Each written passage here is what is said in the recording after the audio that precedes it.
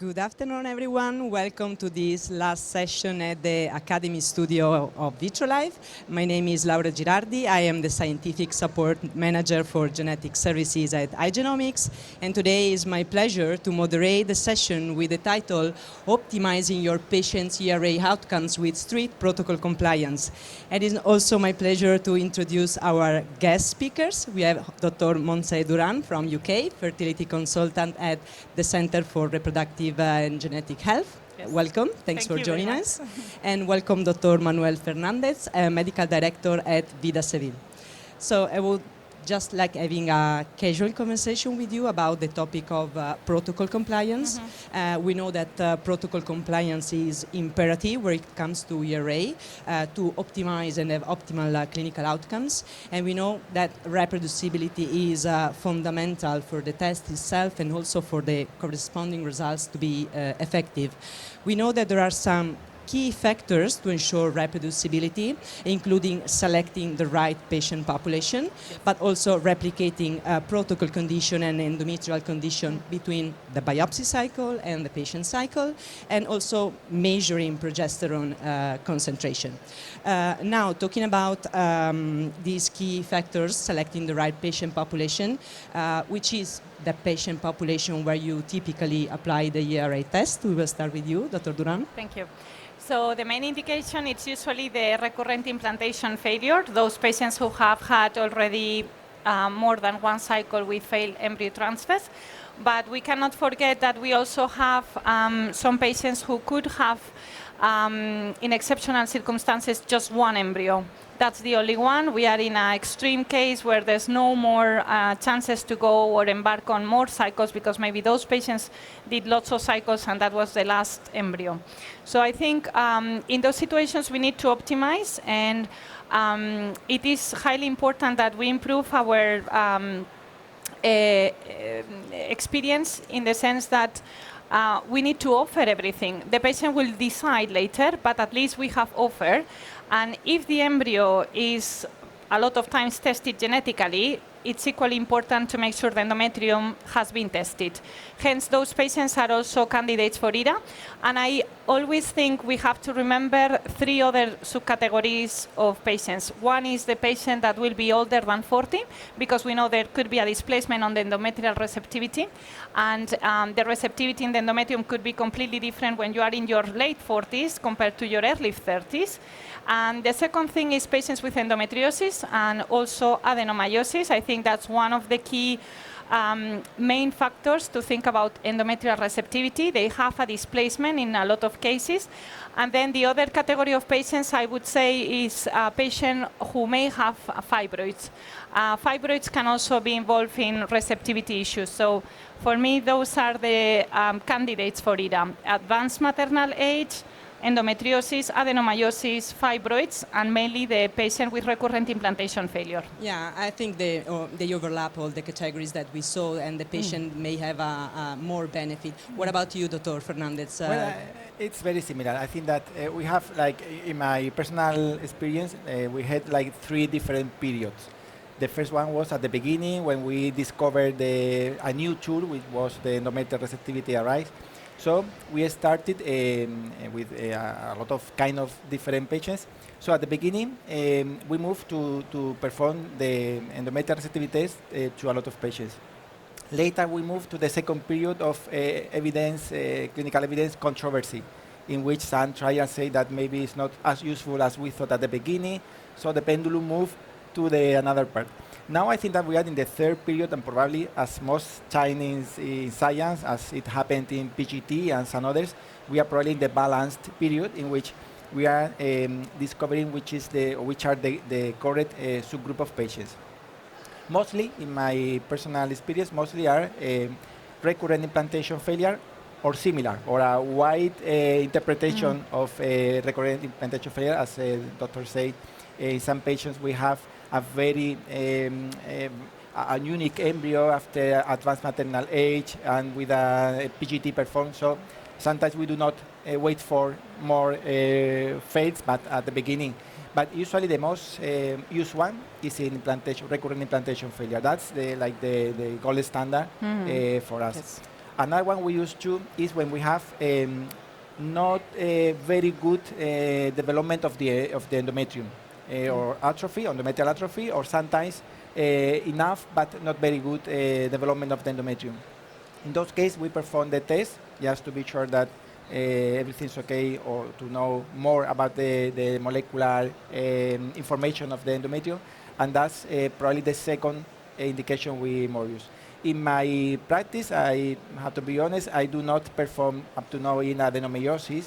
It's not something that I usually do, but I'm open to the new data that we are now having to learn about that. Yeah, there are some evidences where we show that there is an increased displacement in the window of implantation. But the important concept, regardless of the indication, is reproducibility.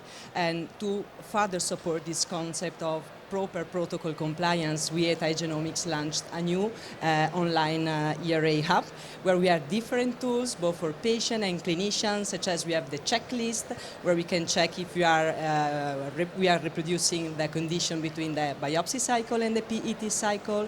We also have the PET calculator in assisting to identify the optimal time for transfer. So I was wondering, how do you ensure proper protocol compliance in your clinic and amongst your patient, Dr. Duran?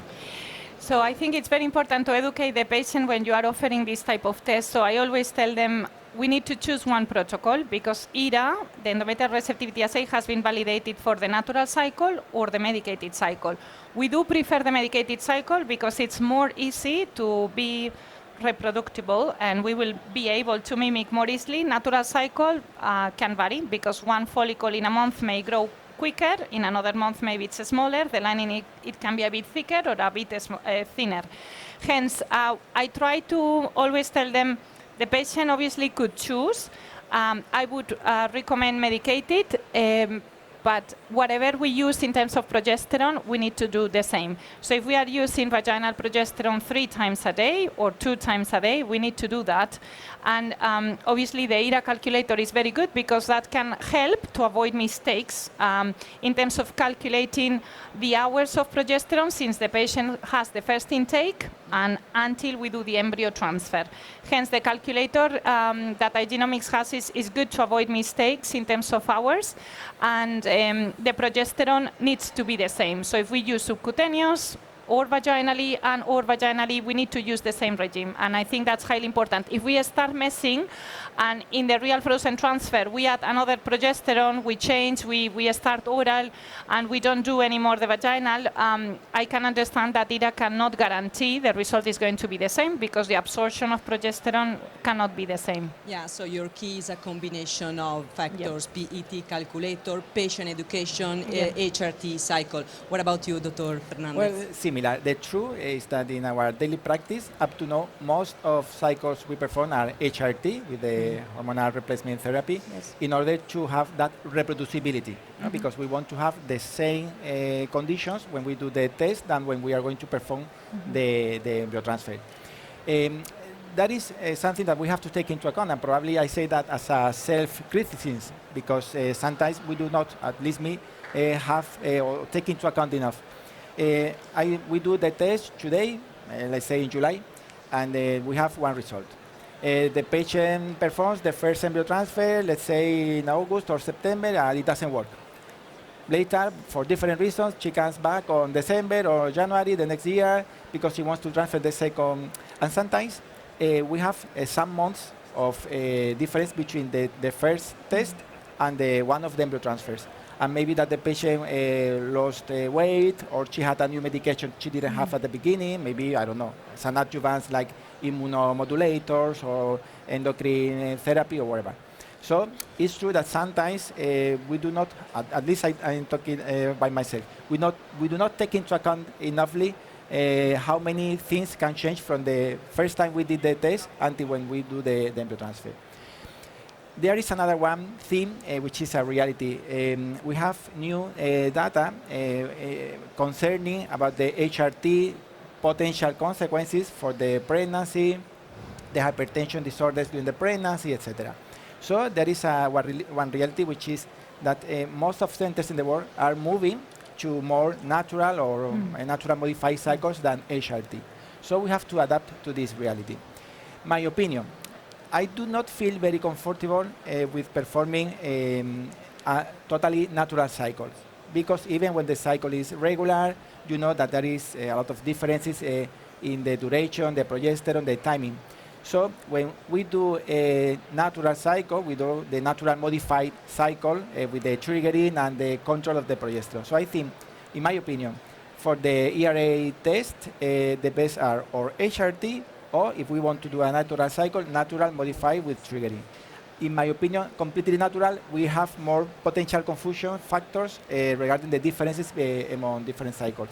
Yeah, and you were also mentioned checking other parameters, not only the protocol, but also endometrial condition in general that must be replicated between cycles. So Exactly. finally, since we are talking about how to optimize the results, do you have experience in pairing ERA tests with other tests, other tools, whether it could be PGTA, to ensure the transfer of a euploid embryo in a receptive endometrium, or for example, if you look at other endometrial parameters and factors like with EMMA test for having information about the microbiome, which is your experience in pairing with other tools?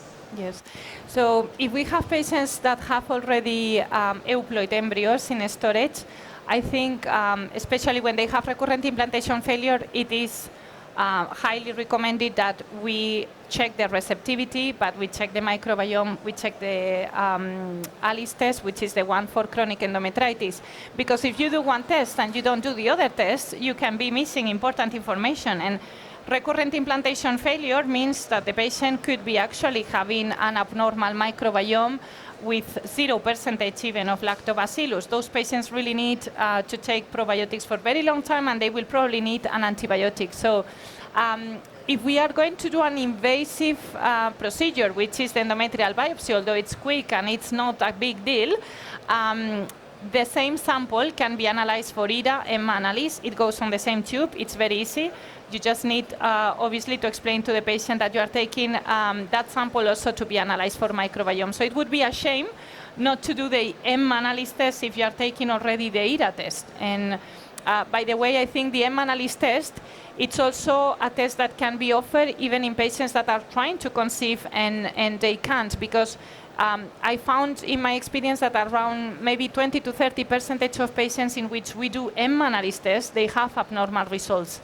And you would never know with a scan or a blood test. It's impossible. So those patients are, they need to know that the analysis is available. Yeah, so your strategy is testing both sides, the embryo and the endometrium, but a complete view of the endometrium, not only the window of implantation. What about you, Dr. Fernandez? Well, very similar regarding the other test. In my daily practice, whenever I indicate or propose to the patient to perform the endometrial biopsy, for me it's a complete concept, a complete approach, which is which are the three tests, no? The ERA, the EMMA, and the ALICE. Because if we want to have as more data as possible regarding the molecular situation of the endometrium, of course, it's a pity, it's a shame not to have all of them. So we have data about microbiota, about factors of receptivity, endometrial receptivity, and about immunology or potential inflammatory factors. So why not to see all of them? So whenever I propose to my patient an endometrial biopsy, I propose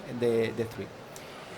Regarding PGT, it's similar, but we have not a protocol that every endometrial biopsy has to be with PGT treatment, in part because we cannot perform PGT to everybody in Spain. So what is true is that as most of patients that we indicate the endometrial biopsy are recurrent implantation failure, usually it goes in the pack. It goes as a complete pack, which is where we don't know exactly what is happening. So we want to know more about the embryo, about the genetic of the embryo, and we want to know more about endometrium. So they usually together, but because mainly we perform in the recurrent implantation failure. Yeah, I think it's important, and we highlight almost all the points and the key factors and aspects behind ERA. We have to close the conversation, but before it, I would like to open for questions if there are from the audience. Okay.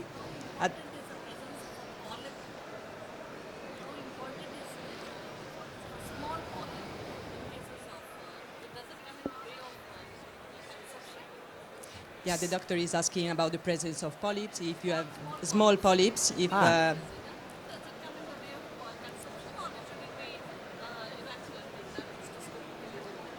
Okay, well, it's a good question. The presence of something in the endometrium, a polyp or a short part of a myoma, in my opinion, if we are talking about a patient with failure and we want to approach as with the best result, we usually remove the polyps. And what is important, if you are going to act in the endometrium, the test must be performed after that actuation. I mean, you cannot do the test with the polyp to remove the polyp and later do the transfer. You have to, if you are going to remove the polyp, which is my recommendation, first I remove the polyp, later I do the test, and after that I do the embryo transfer. But whatever you are going to act about the endometrium, before the test is performed, to mock the conditions.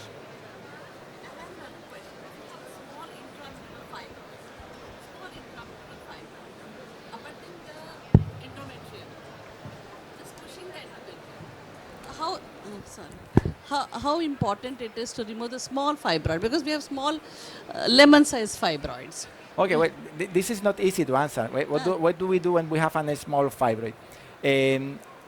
Regarding what the ERA can add to this discussion, I would say you have to take the decision as clinician if you are going to remove or not. If you are not going to remove, then you can do the ERA test and you can mock the conditions in the transfer. But if you are going to remove, or if you have the option to remove, depending on some of the test, then do not do the endometrial biopsy until you take the final decision. Because if you are going to act in that endometrium, removing or whatever you are going to do, then once after you do that, that action is when you have to perform the endometrial biopsy in order to do the same conditions that you are going to do the embryo transfer. Thank you. Welcome. Thank you for your question. Oh, sorry, I don't know if you want to. No, I agree completely with your strategy. I mean, ideally... You're sorry? All IVF, you mean? Not, we say not exactly to all IVF, just a subgroup of patients in which we consider that it's indicated because we have some problems, as we say, recurrent implantation failure, and in her case with the adenomyosis, some others, not up to now, not to every patient. Welcome. Okay. Thank you very much. Thank you You're for welcome. joining us and Thank for you. your speech. And thank you all for attending this session. Thank you. Thank you.